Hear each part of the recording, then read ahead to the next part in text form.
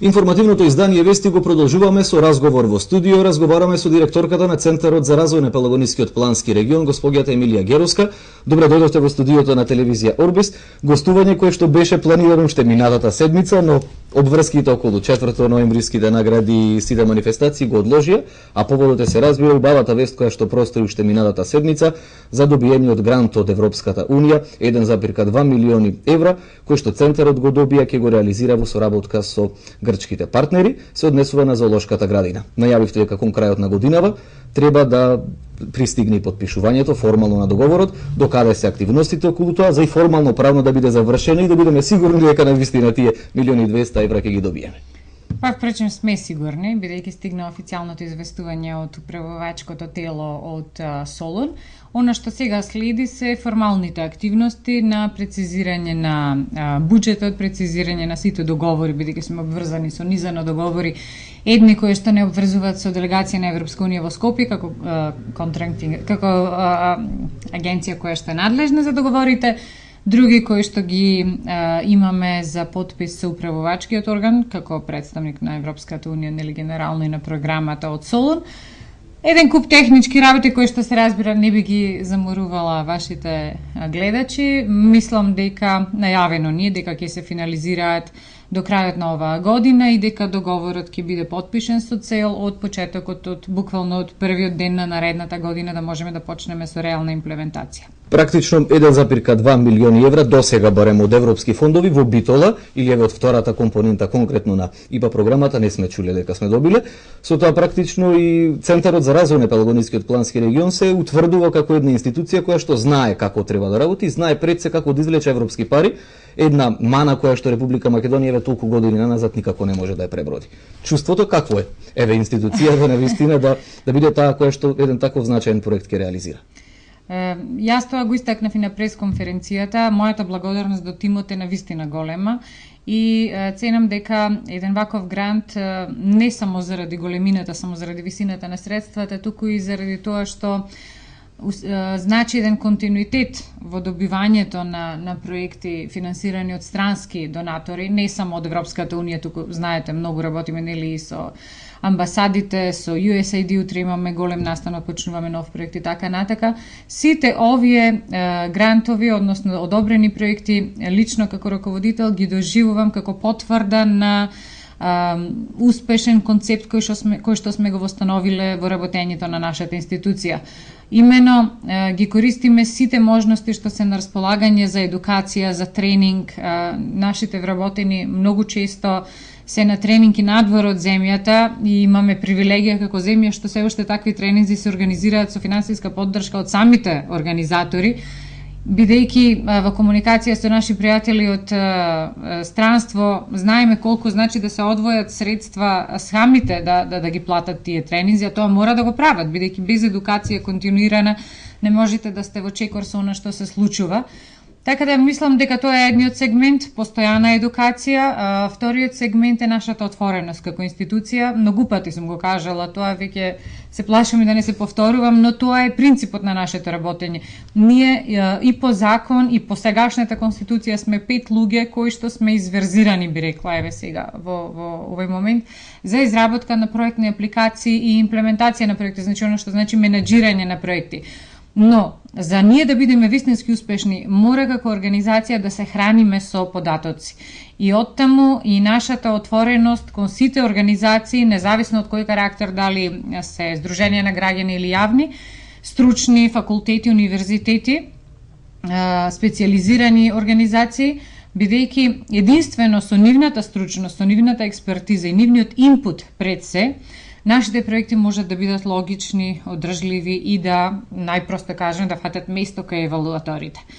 Без тоа, занатот можеме да го знаеме перфектно, но тоа сепак ќе бидат нели само празни напори, празни зборови.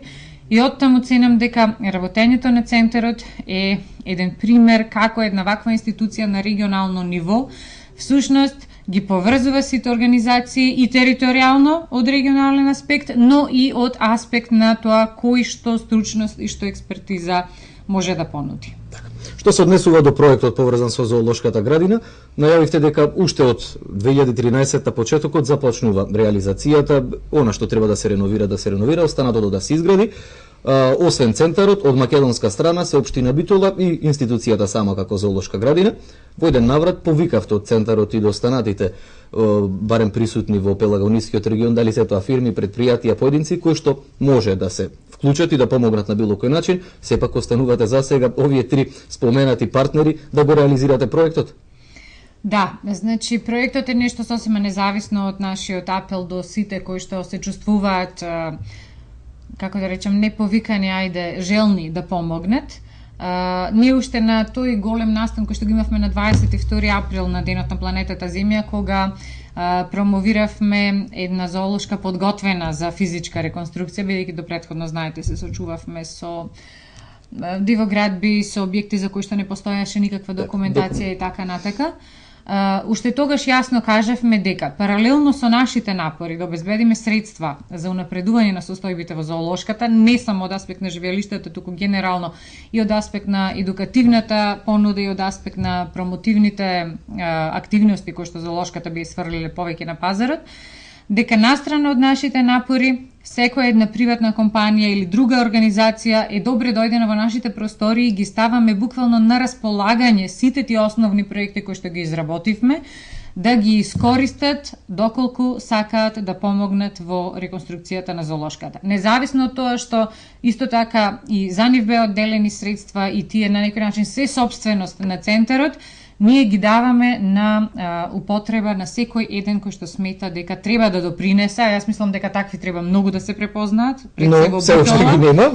Пред се во Битола, повеќе е така во регионот, бидејќи зоолошката градина е објект кој што е далеку над интересите на општината како институција, над владата и секаде во светот функционира така. Зоолошката градина е богатство кое што се негува, ама буквално од секој посетител и од секој жител на една средина каде што таа зоолошка се наоѓа. И верувајте ако ви кажам дека во нашите истражувања при подготовката на едукативната и маркетинг програма на зоолошката увидовме дека пред се во регионот зоолошките, да не зборуваме за оние во Европската унија, најголемиот процент на финансирање им доаѓа од донации, од директни соработки со компании, од директни соработки со факултети, со најразлични организации кои што се вклучуваат во нивната работа. Многу мал процент е субвенциониран од државата или од општината, многу мал. Така.